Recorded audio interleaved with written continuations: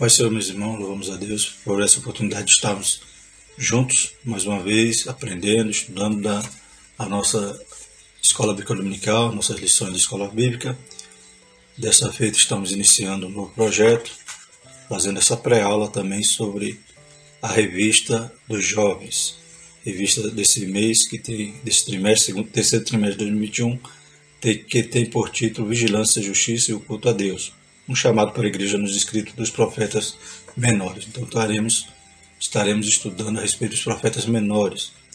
A lição 1 vai ser uma introdução do tema, e essa revista ela é comentada pelo pastor Israel Trota, que ele serve ao Senhor na Assembleia de Deus em Bom Sucesso, Rio de Janeiro, e é mestre em Teologia Sistemática Pastoral pela PUC Rio de Janeiro e também capelão da Marinha do Brasil. Glórias a Deus. Então estaremos dando início à nossa lição. Lição 1, Profetas Menores, Grandes Mensagens em Pequenos Livros. Então faremos essa introdução. Texto do dia. Porque a profecia nunca foi produzida por vontade de homem algum, mas os homens santos de Deus falaram, inspirados pelo Espírito Santo. 2 Pedro, capítulo 1, versículo 21. A síntese diz: os profetas eram homens piedosos em épocas de crise e corrupção generalizadas. Eles foram o recurso emergencial de Deus para despertar o seu povo. Desde já, aqueles irmãos ainda que não são inscritos no canal, nós pedimos encarecidamente que os irmãos se inscrevam, comentem, compartilhem.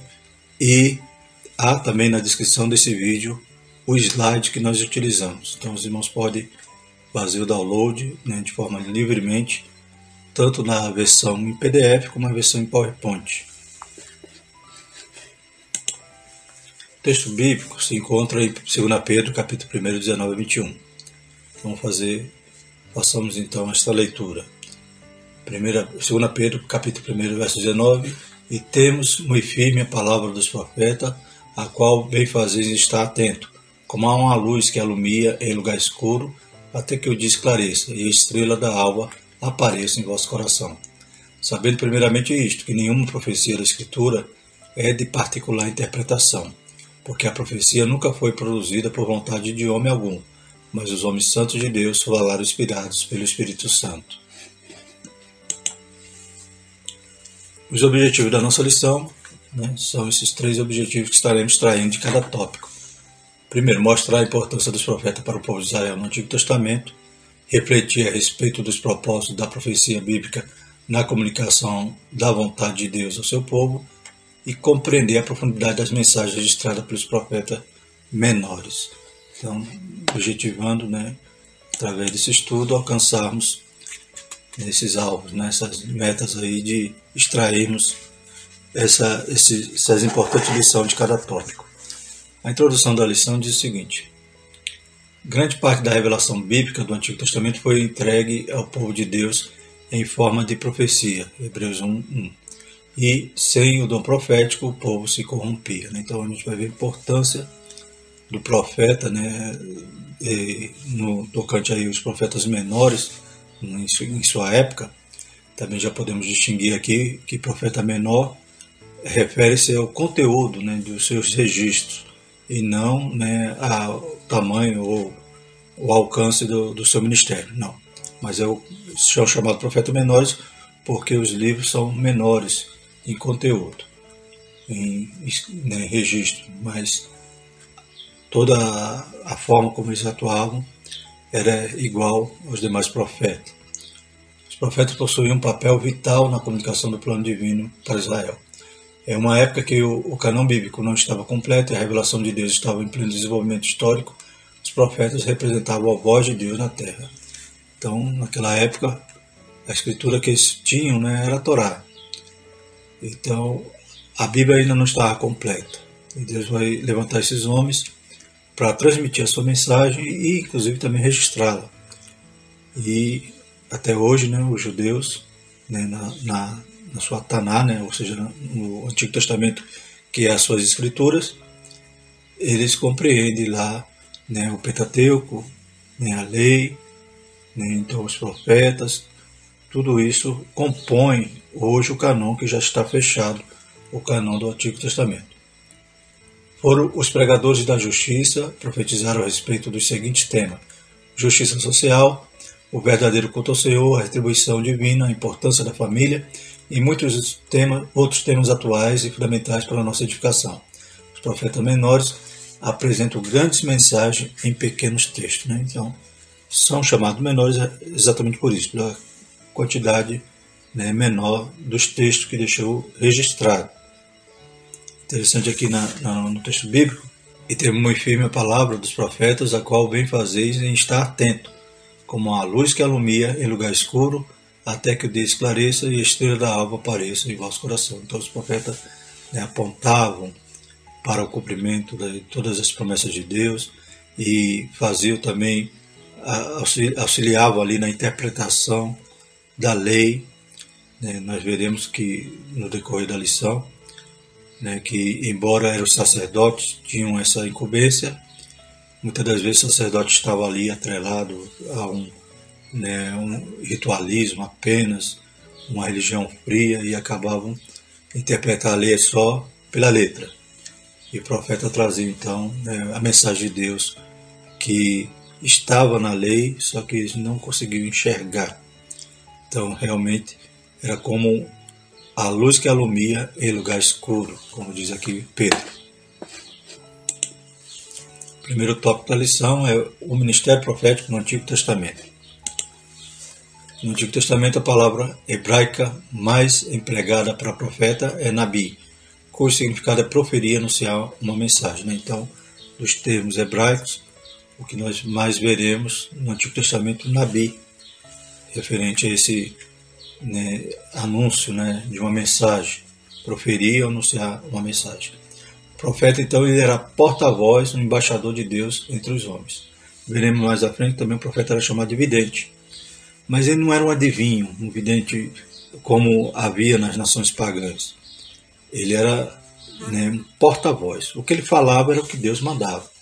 E isso a gente tem que trazer para os dias de hoje, né? Quantos são aqueles que se dizem profeta, mas nem querem passar pelas provas, pelas lutas, né, pela negação, pela rejeição que os profetas do Antigo Testamento sofreram, passaram, e muitas das vezes não estão sendo porta-vozes de Deus, pois falam pela sua própria, né, vontade, falam aquilo que está, né, que é produto da sua mente, da sua carne, ou pior ainda, né, quando são usados pelo inimigo.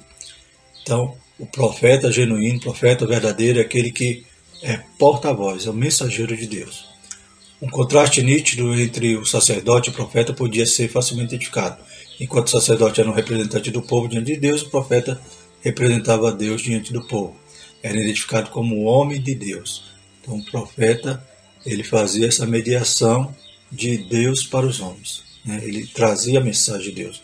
O sacerdote levava, oferecia o sacrifício, intercedia para o povo. Então o sacerdote fazia a ponte do povo para Deus. E o profeta fazia, né, o sentido contrário, ou seja, de Deus para o povo. E era conhecido então como homem de Deus, conforme lá em 2 Reis 4:9. E ela disse a seu marido: eis que tenho observado que este que passa sempre por nós é um santo homem de Deus. Então ela se referindo ali ao profeta Eliseu. O ofício profético, continuando, a voz dos profetas era a voz de Deus. Eles falavam em nome do Criador, geralmente por meio da célebre frase: assim diz o Senhor.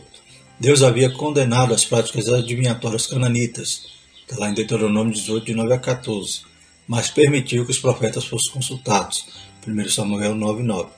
Então, antigamente, Israel, indo qualquer consultar a Deus, dizia assim: vinde e vamos ao vidente, porque ao profeta de hoje, antigamente, se chamava vidente. 1 Samuel 9:9, tem um caso ali de Saul, né, que perde ali a jumenta do seu pai e vai procurar um vidente para, né, revelar onde poderia estar aqueles animais, né? Então, o profeta era chamado vidente, e percebemos então que, né, Deus condenava o adivinho, aqueles, né, que faziam isso de forma, né, pagã, que enganava o povo, que iludia o povo ali através de suas artes mágicas. Mas o profeta, ele era reconhecido como vidente nesse sentido, né? Porque quando era consultado, né, ele trazia então a palavra de Deus. Então por quê? Né? Não se tratava de uma consulta meramente movida por adivinhação futurística, mas de instrução prática para uma vida santa. Quantos hoje, né, a gente já, né, tem estudado em algumas lições bíblicas, falando que o profeta não é para você ir atrás. O profeta atualmente, né, não é você que vai atrás para saber, para pegar um conselho dele. Quando Deus quer falar, Deus que manda o profeta até você. O profeta não é o oráculo, não é aquele que você vai consultá-lo. Não, é Deus que quando tiver uma palavra, ele vai falar contigo. E pode usar um profeta também. Então Deus se preocupa conosco e deseja nos orientar para que vivamos segundo a sua vontade, que é sempre boa, perfeita e agradável. Então não é uma adivinhação futurística, não é adivinhar o futuro. Eu faço isso, faço aquilo. Só faz alguma coisa se consultar o profeta. Aí está errado, né? A Bíblia diz que os sinais seguirão os que creem. Então eles chegam, vêm até nós, não nós que vamos atrás de milagres, de milagreiros ou de algum profeta para nos dar uma direção. Deus fala conosco como quer, quando quer e usa quem quiser. Glórias a Deus. Ele sempre está preocupado com a nossa vida e sempre vai estar nos ajudando e nos orientando. E hoje nós temos a profecia das profecias em nossa mão, que é a palavra de Deus, que é luz para os nossos pés e lâmpada para o nosso caminho, que nos dá direção em todos os passos que nós podemos dar na nossa vida. A Bíblia tem resposta. Quando surgiu um profeta? Quando surgia um profeta? Então, como é que Deus levantava um profeta? Que momento que Deus, né, agia, tinha que usar alguém para falar porque estava acontecendo alguma coisa? Vamos ver então esse cenário. O cenário da apostasia era o terreno fértil para o surgimento ministerial de um profeta. Então, apostasia é quando as pessoas, né, estão abandonando a fé. Então, elas começam bem, começam, né, caminhando direitinho, servindo a Deus, adorando a Deus, e daqui a pouco começa a desprezar o caminho de Deus, começam a desprezar as coisas santas, começam a tratar, né, de qualquer maneira e começam a oferecer a Deus, né, o impuro, aquilo que não presta, ou muitas das vezes, né, sacrifica a Deus, mas com a vida completamente fora do altar, com o altar completamente desconcertado. Então esse momento era um momento propício para Deus levantar um profeta. Em tempos de injustiça social também, corrupção sacerdotal, impiedade da realeza e paganismo religioso, quando a decadência moral e espiritual prevalecia, Deus se manifestava entre o povo, vocacionando os seus profetas. Então a Bíblia diz que Deus corrige o que ama, né? Então toda vez que o seu povo estava fora dos seus caminhos, da sua direção, né, os reis, os sacerdotes e a nação, Deus se manifestava entre o povo, vocacionando, né? Então Deus chamava os profetas ali, levantava profetas para falar em seu nome. No Antigo Testamento é possível percebermos que a religião judaica se tornou demasiadamente ritualística, da Miqueias 6:6-8. Então percebemos que em alguns momentos, né, ali na história de Israel, havia essa frieza, né, havia a religião era apenas ritualística, né, como diz também lá em Malaquias, né, o povo dizia que enfado é servir ao Senhor. Imagine, né, irmãos? E os profetas então eram levantados por Deus para, né, avivar, para renovar ali a aliança do povo. De lá em Miqueias 6:8. Ele te declarou, homem, o que é bom, e que é que o Senhor pede de ti, senão que pratiques a justiça, ames a beneficência e andes humildemente com o teu Deus. Então, Deus é um Deus amoroso, é um Deus que se relaciona conosco, e a Bíblia diz: achegai-vos a mim e eu me achegarei a vós. Então Deus não quer que nós nos apartemos dele, e isso acontecia com o povo de Israel, e Deus levantava os profetas. Os profetas denunciavam a hipocrisia e a religiosidade aparente. Pregavam arrependimento sincero, marcado por demonstrações autênticas e profundo quebrantamento pessoal. Lá em Oséias 6:1 diz: vinde e tornemos para o Senhor, porque ele despedaçou e nos sarará, fez a ferida e a ligará. Eles eram o recurso emergencial de Deus. Precisamos ter a certeza em nossos corações que nas crises da vida jamais seremos abandonados por Deus, né? Então, o comentarista da lição, ele gosta de usar esse termo, né? Recurso emergencial de Deus. Ou seja, quando tudo estava perdido, Deus então levantava quem queria, como queria. Nós veremos mais à frente que para ser profeta não precisava ser de nenhuma linhagem. Deus não fazia acepção, poderia ser homem, mulher, criança. Deus usava quem Ele queria, como Ele queria.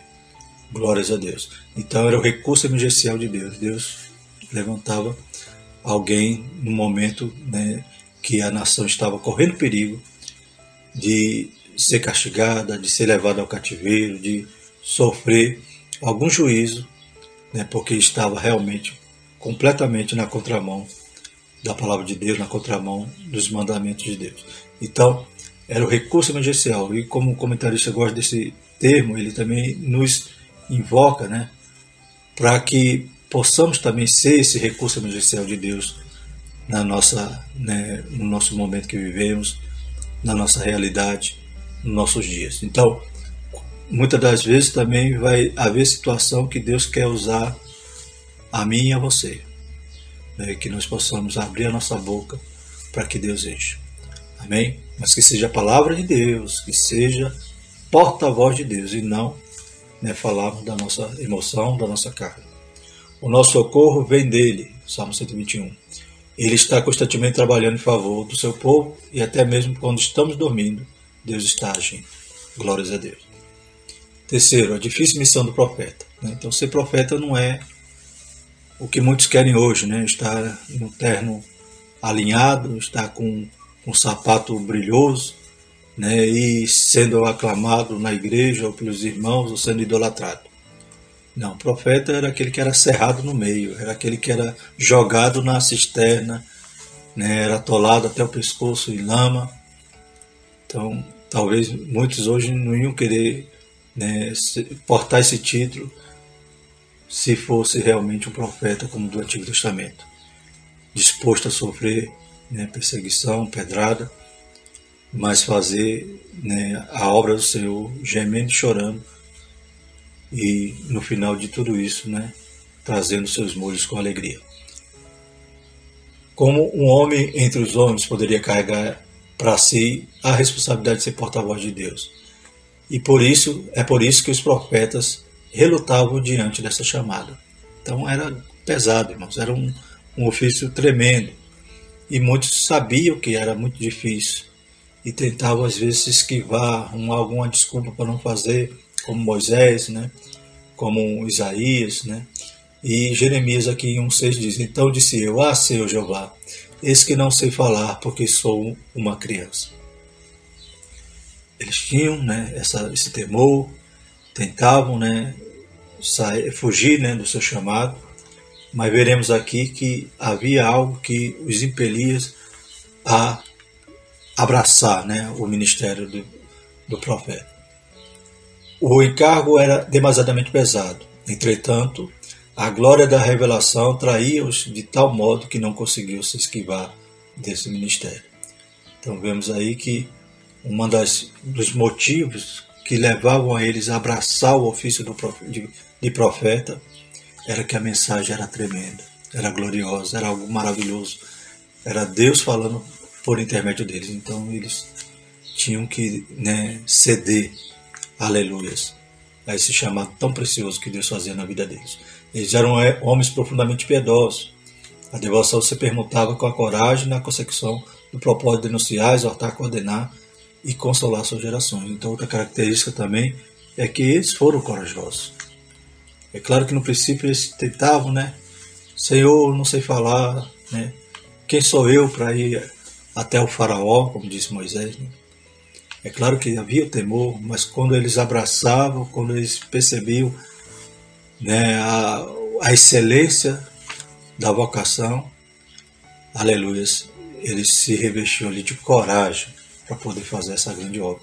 Né? Como eu já falei, não é como hoje aqueles que querem ser profeta de Facebook, profeta de WhatsApp, de Instagram, que não quer sofrer nem que seja uma pedrada em nome, né, do Evangelho, em nome de Jesus. Pelo contrário, qualquer coisa se ofende, e muitas das vezes nem pastor tem mais, porque ninguém pode, né, exercer autoridade sobre ele, porque ele é o profeta, ele, entre aspas, né, quer ser o ungido, mas muitas das vezes não foi chamado.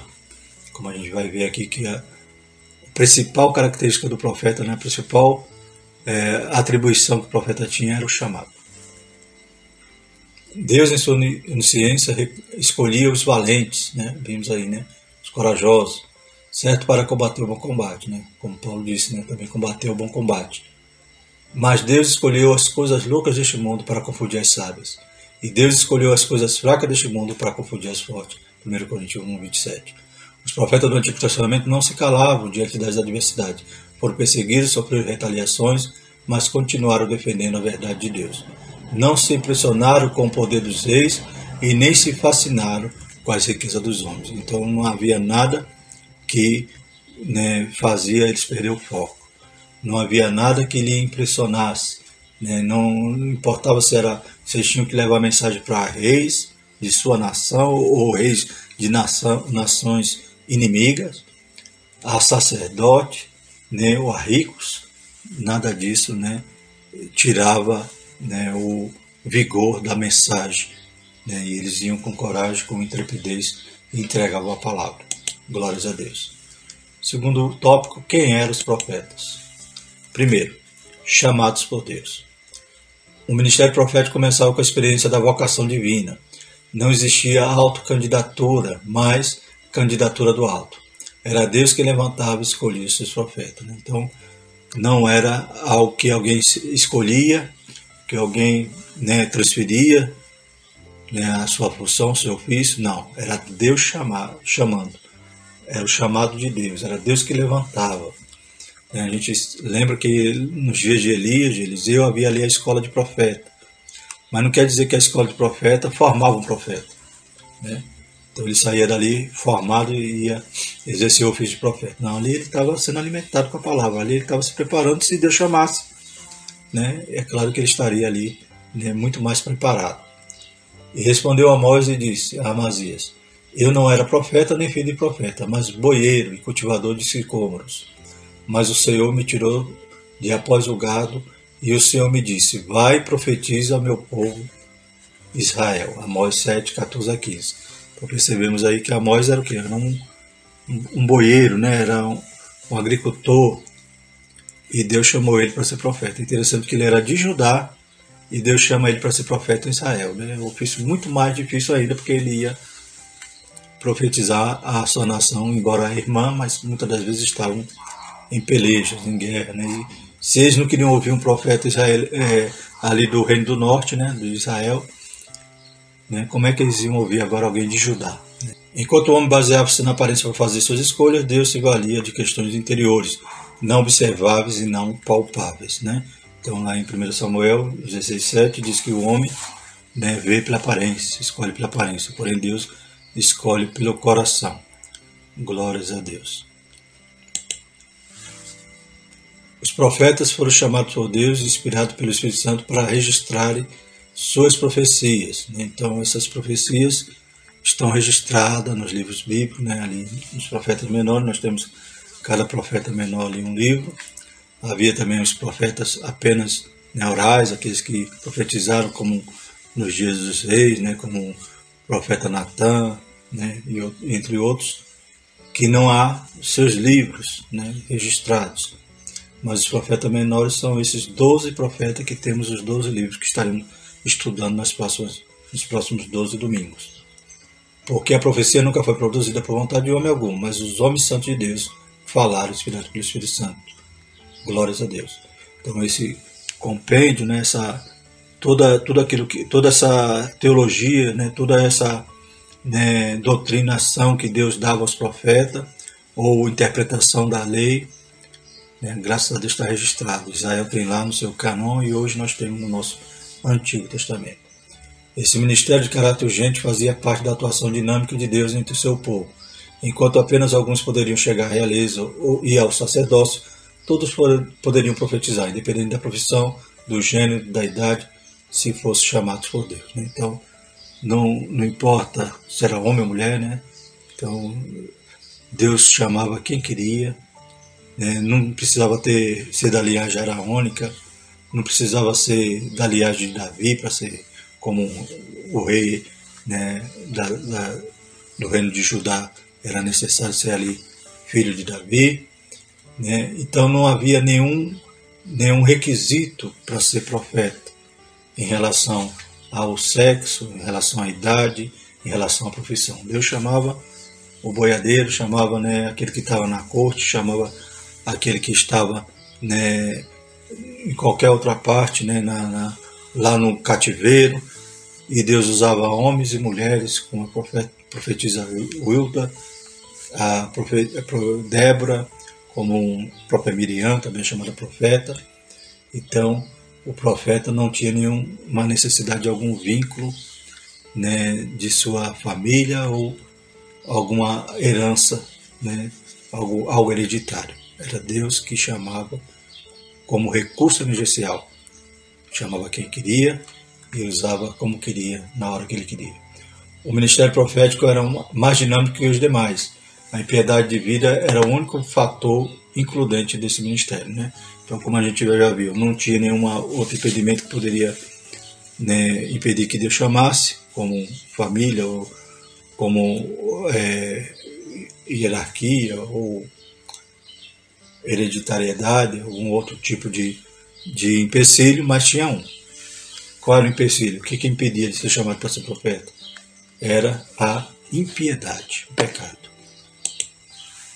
Há pessoas que desejam ser usadas por Deus, mas não conseguem abrir mão da impiedade. Para servir a Deus é preciso negar a si mesmo. A questão principal não é o quanto queremos ser usados, mas o quanto estamos dispostos a renunciar. Somente assim seremos separados por Deus para uma função especial. E dizia a todos: se alguém quer vir após mim, negue-se a si mesmo, tome cada dia a sua cruz e siga. Então Jesus dizendo exatamente isso, que nós devemos renunciar, negar a nós mesmos. E a única coisa que impedia do profeta ser chamado era uma vida de pecado. Claro que Deus não ia chamar alguém nessa condição. E muitos, como diz aqui na lição, hoje querem servir a Deus e querem continuar no pecado. Como pode ser profeta de Deus, como pode ser porta-voz de Deus, se não renunciar ao pecado, à impiedade? Então Deus quer te usar, Deus quer nos usar. Ele quer fazer isso, né, desde que nós demos lugar e nos santifiquemos. Louvado seja o nome do Senhor. Segundo subtópicos, intérpretes da religião judaica. Embora não fosse regulamentado pela lei, isso não quer dizer que os profetas fossem contrários a ela. O instrumento judaico normatizador. Então, na lei não havia ali, né, a instituição do ofício de profeta. Mas, embora não estavam ali, era um recurso emergencial, como a gente já falou, eles não eram contrários à lei. Pelo contrário, eles vinham até ajudar, né, a voltarem, ao povo voltarem à lei, aos mandamentos. Pelo contrário, é possível percebermos que a mensagem deles possuía um alinhamento profundo com a Torá. Oséias 14, 1 e 2 diz: converte-te, ó Israel, ao Senhor teu Deus, porque pelos teus pecados têm caído. Tomai convosco palavras e convertei-vos ao Senhor, e diz-lhe: expulsa toda iniquidade e recebe o bem, e daremos como bezerro sacrifício nos nossos lábios.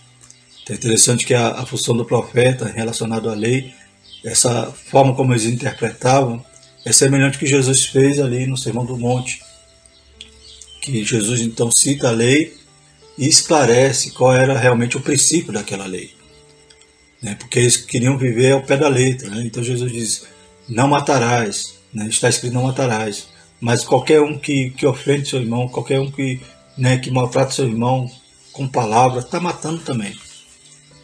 Então essa forma como Jesus expõe, né, o âmago ali da lei, o que a lei realmente representava, o que estava ali, né, de forma espiritual na lei, era assim que Deus também colocava na boca dos profetas. Então os profetas não iam contra a lei, pelo contrário, eles interpretavam de forma o quê? De forma a trazer o princípio daquele item da lei, como vemos aqui, né? E daremos como bezerro sacrifício dos nossos lábios, né? era bom apresentar o sacrifício, havia as ofertas voluntárias, as ofertas obrigatórias que tinham que ser apresentadas diante ali no altar do Senhor, mas ele estava querendo dizer o que aqui? Que era melhor que esses bezerros, que esses animais que seriam oferecidos, era melhor um lábio puro, era melhor uma vida santa, né? Como diz lá, aleluia, de Samuel, né? Era melhor obedecer do que sacrificar. Então, existia o princípio da lei, existia ali, né, toda a prática daquele ato, mas aquilo ali tinha um símbolo, aquilo ali tinha um princípio, e eles não compreendiam, queriam viver apenas de forma ritualística, e o profeta vinha trazer, como Jesus no Sermão do Monte, vinha trazer o âmago da lei, da palavra. Os profetas atuavam para resgatar os princípios da aliança de Deus com o seu povo, mandamentos que estavam sendo esquecidos e negligenciados no decurso da história. Eles conseguiram enxergar a essência da revelação divina, enquanto os homens facilmente se prendiam às regras. Os profetas enxergavam o âmago dos princípios que sustentavam as leis. No Novo Testamento, Cristo agiu assim. Os profetas foram os intérpretes da religião judaica, desenvolvendo ideias teológicas com maturidade crescente e demonstraram percepções profundas pelo poder do Espírito Santo. Né? Então, o Espírito Santo, nenhuma profecia foi produzida por vontade humana. O Espírito Santo que inspirava eles, por isso que está hoje, né, como um livro inspirado, um livro canônico, todos os registros desses profetas menores, porque era a interpretação que o próprio Espírito Santo dava a eles da lei. Temos aí esse quadro que demonstra os profetas menores, né? Que alguém poderia falar, mas cadê Isaías, cadê Jeremias? Né? Esses são os profetas maiores, né? Esses são aqueles que têm mais conteúdo nos seus livros, nos seus registros. Os profetas menores são 12. Então temos os profetas menores do pré-exílio, né? E temos pós-exílio. Né? Que exílio é esse? Né? O exílio que se dá ali, né, para Israel, né, para o Reino do Norte, é algo definitivo, né? Quando eles são levados então para a Síria, né? E até hoje aquelas 10 tribos, né, são chamadas 10 tribos perdidas de Israel. De vez em quando, né, se encontram um agrupamento, faz ali, né, a identificação por DNA e descobre que ali fazia parte de uma tribo, como aconteceu nesses dias, né, em relação a uma tribo que encontraram lá na Índia. Em outra época encontraram outros remanescentes lá na Etiópia. Então, as 10 tribos, o exílio dele foi definitivo. Porém, de Judá e Benjamim ali, né, o Reino do Sul, o exílio dele, né, teve um fim. Né, ficaram 70 anos no cativeiro e Deus traz eles de volta, né, para Israel, para Jerusalém.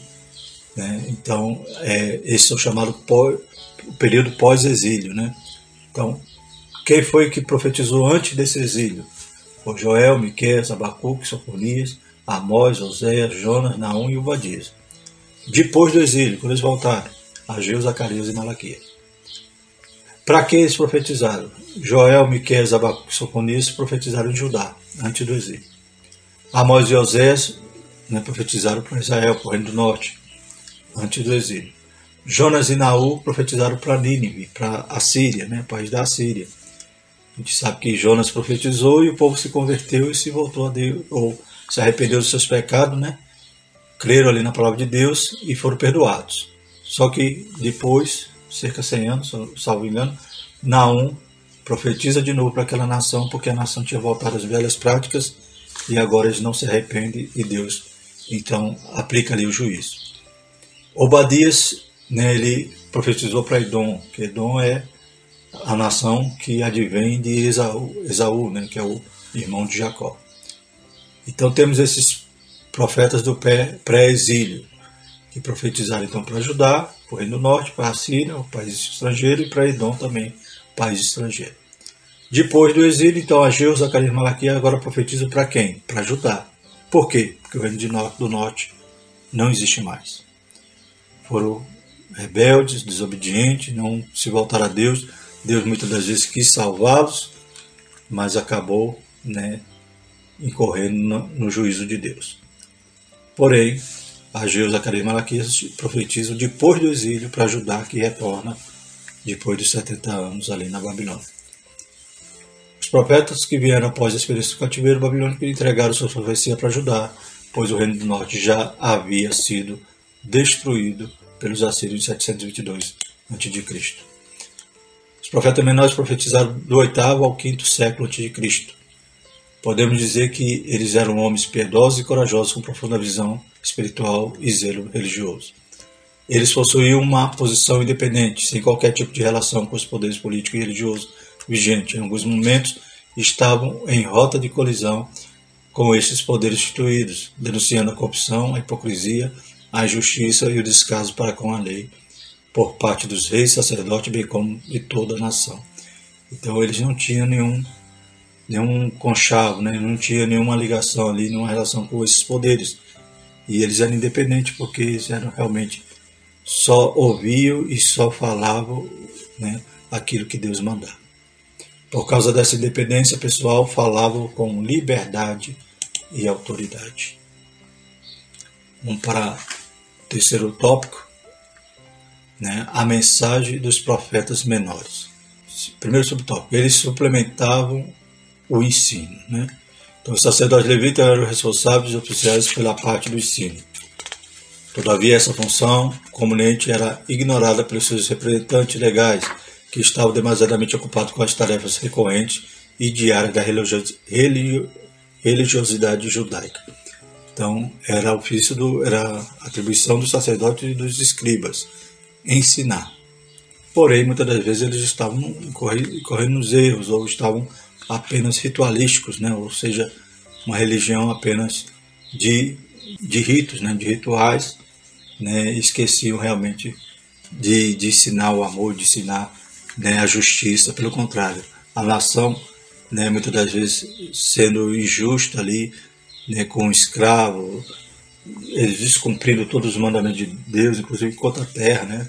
Até os anos sabáticos, tudo aquilo que Deus tinha, né, deixado, instruído o povo de Israel para o próprio bem deles. Eles não ligavam muito para a palavra de Deus, por isso então eles não estavam com essa autoridade toda para poder ensinar, que eles mesmos não estavam vivendo, que falavam apenas da letra.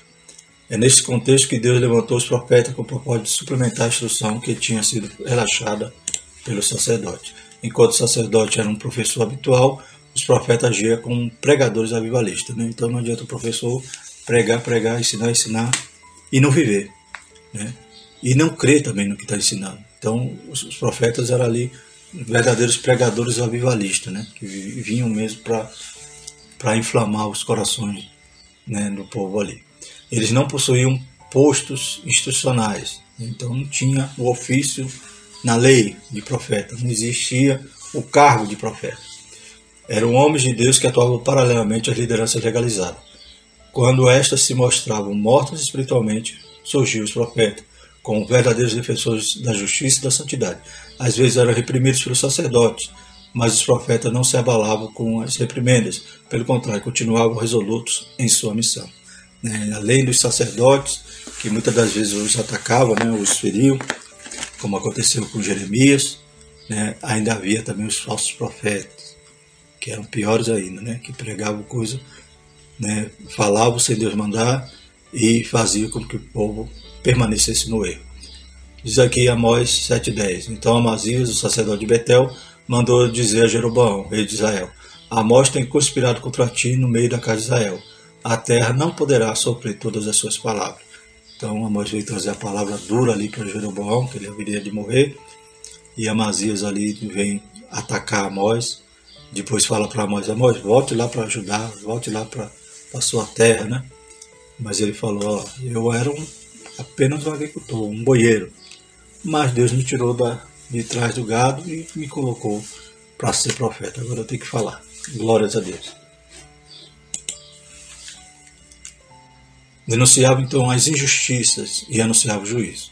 A profecia dos profetas menores foi um instrumento pregado por Deus para denunciar os abusos, os absurdos sociais, as irregularidades do culto e dos tribunais da justiça. Então estava tudo pervertido, né? Havia injustiça social, né? Não havia mais o perdão das dívidas, a devolução ali no ano sabático, das propriedades, ou melhor, libertando os escravos, e nos anos de jubileu, né, devolvendo as propriedades.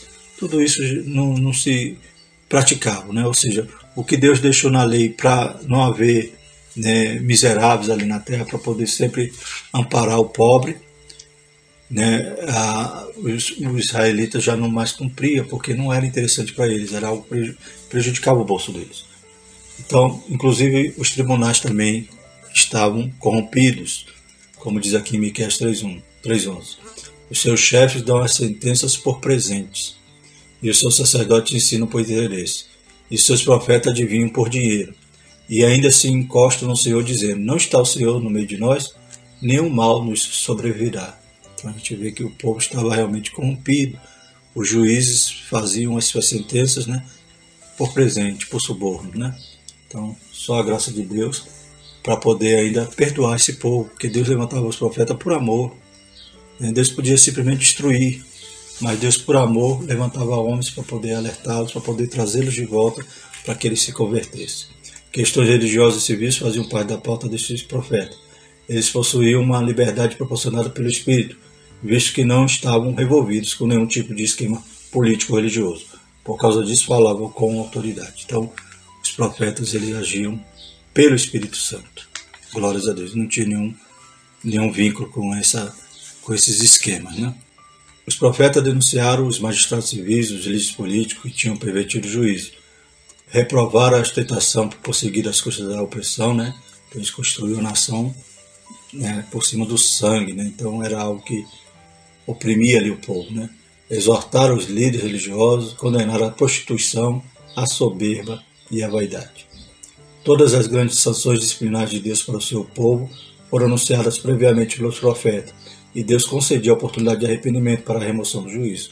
Então Deus dizia: vou castigar, mas dava oportunidade para o povo se arrepender. Porém o povo, né, tinha essa oportunidade. Deus falava previamente o que Deus ia fazer, mas eles não obedeciam. Quando obedeciam, quando se voltava para o Senhor, Deus perdoava, Deus abençoava, mas acabou, né? A Bíblia diz: madrugando Deus mandava os profetas, ou seja, Deus, antes mesmo de acontecer qualquer coisa, qualquer juízo, Deus sempre avisava e dava oportunidade para que se arrependesse, Deus perdoaria. Foi isso que aconteceu, por exemplo, com Jonas. Ao profetizar o juízo para a Síria, foi surpreendido com arrependimento súbito e total dos ninivitas. Jonas nem queria ir porque sabia que Deus podia perdoar. Jonas não queria que o povo fosse perdoado ali de Nínive, mas ele foi e o povo se arrependeu.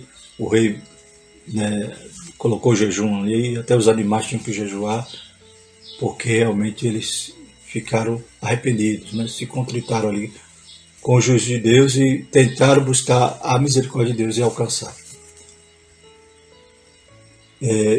Continuando, diante de tal compulsão, o juízo anunciado foi removido, porém a geração seguinte se voltou para a idolatria e para a prática da crueldade, provocando assim o retorno do juízo, que logo foi anunciado pelo profeta Naum. Desta vez a tragédia não seria evitada. Então, nos dias de Jonas, o povo se arrependeu, mas nos dias de Naum, depois de alguns anos, na outra geração, o povo não se arrependeu, então sofreu o juízo.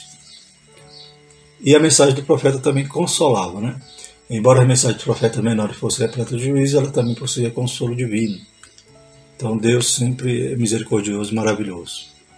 Deus exaltava, apontava o erro, apontava o juízo, o castigo, mas ainda dava uma esperança, uma restauração, promessa de restauração no futuro. A esperança era tão forte, sentimento, que consolava a alma israelita. Levar o povo a obedecer, respaldado pelo entendimento e não pressionado pelas ameaças, era o maior desafio desse profeta, né? Então o povo ouvia a notícia de que Deus ainda ia restaurar e o povo não queria se arrepender, não entendia o amor de Deus, né? Então era um desafio para o profeta. O consolo era parte integrante da profecia dele. Afinal de contas, Deus estava sempre buscando o melhor para o seu povo. Então, o pai castiga o filho porque ama, mas o povo era de dura serviço. Naquele tempo vos trarei, naquele tempo vos trarei, naquele tempo vos recolherei. Certamente vos darei um nome e um louvor entre todos os povos da terra. quando reconduzir os vossos cativos diante dos vossos olhos, diz o Senhor. Então, Sinfonias 3:20. Então, Deus sempre com uma mensagem de restauração, e o povo mesmo assim não se arrependia. Ainda que a realidade dura e cruel da vida não se encaixasse com as promessas de Deus, o profeta deveria levar o povo a contemplar o porvir e encontrar paz na alma diante desse entendimento, né? Então Deus fala ali para a nação de Judá: vai ficar 70 anos no cativeiro, mas Deus ainda dá expectativa, esperança, dizendo: ainda vocês vão voltar, ainda vou, né, resgatá-lo, ainda vou, né, unir de novo, vai ser reconstruído, né, o templo, ainda vou devolver o cetro na mão de Davi, um reino que nunca vai deixar de existir, ou seja, apontando ali para o Messias, para Jesus, que é o Rei dos Reis, Senhor dos Senhores, filho de Davi. As mensagens do profeta ecoavam além da severidade, pois falavam também do amor eterno de Deus por seu povo. O juízo causava despertamento instantâneo, mas era a compreensão nítida do amor de Deus que garantia a manutenção desse despertamento, né? Então, o juízo, né, aquele negócio, né, que não vem pelo amor, vem pela dor. O juízo podia até fazer com que se arrependesse, como nos dias dos juízes, né? No dia do juízo, o povo pecava, perdia, né? Deus se arrependia, eles se humilhavam, Deus se arrependia do mal e dava livramento. Glórias a Deus. Mas depois de um tempo, daqui a pouco voltavam de novo a fazer as velhas práticas. Então o juízo dá esse despertamento instantâneo. Mas compreender que Deus ama e que Deus vai, né, restaurar e vai abençoar ainda no futuro, é algo que vai gerar, né, realmente um avivamento sincero, uma devoção a Deus, né, completa. Quem entendesse esse mistério realmente esperava nas promessas. Paulo declarou que o amor de Deus nos constrange, o amor de Deus nos desafia a agirmos de modo diferente. Esse amor nos salva e nos transforma. Conforme Romanos 5:8, mas Deus prova o seu amor para conosco, em que Cristo morreu por nós, sendo nós ainda pecadores. Então é isso que nós vivenciamos, né? Aleluias. Nós conhecemos o castigo eterno, louvado seja o nome do Senhor, mas, né, nós entendemos que, aleluia, Deus nos amou, né? Amou de tal maneira que deu seu Filho unigênito, para que todo aquele que nele crê não pereça, mas tenha a vida eterna. Então Deus nos amou e nós compreendemos esse amor e avistamos então a promessa futura, louvado seja o nome do Senhor, para todo sempre. Concluindo, irmãos, o profeta convivia com a convicção interna provocada pelo Espírito ao lado da correção externa procedente da pressão pública. Então o Espírito empurrava ele para frente, mas tinha a barreira, né? Tinha um povo ali que não obedecia, que lhe rejeitava, que lhe atacava, né? Mas ele, quem é mais forte, né? Maior que está em nós do que o que está no mundo. Em sua volta havia um contexto de resistência e reprovação, de modo que o simples ato de entregar uma profecia constituía uma demonstração de compromisso com Deus. Então havia o risco, o perigo, mas eles entregavam a profecia porque eles estavam compromissados com Deus. Os profetas menores anunciavam a mensagem divina em tempos difíceis. Eles foram corajosos e fiéis à missão que receberam. Também devemos ser zelosos e fiéis em nosso compromisso com Deus. E voltando a citar o termo que o comentarista da lição usa, nós também somos recurso emergencial de Deus na nossa geração. Amém? Bendito é o Senhor. Graças a Deus. Próxima lição, né? A lição 2, Oséias. Vamos começar a falar do primeiro profeta, Oséias, o casamento como um reflexo da comunhão com Deus. Vamos orar, agradecer a Deus então, por esse momento que Deus nos proporcionou, que os irmãos possam, né, compartilhar esse vídeo para que esse material também possa chegar na mão de outros professores. Amém? Maravilhoso Deus, mais uma vez somos gratos a Ti, pela Tua graça, pela Tua misericórdia. Que o Senhor possa, Pai, dar um trimestre abençoado, Pai, nessas lições, através dessas lições, Senhor Jesus, que os Teus jovens, Pai, possam se despertar e também ser esse recurso emergencial de Deus, ser instrumentos, serem setas na mão, aleluia, Senhor Jesus, na Sua mão, Pai, que possam acertar o alvo, fazendo aquilo que é, Pai, da Tua vontade. Abençoa, Pai, a Tua igreja, abençoa os jovens, em nome de Jesus. Amém. A graça do nosso Senhor Jesus Cristo, o amor de Deus e a consolação do Espírito Santo permaneça sobre nós, hoje e para sempre. Amém.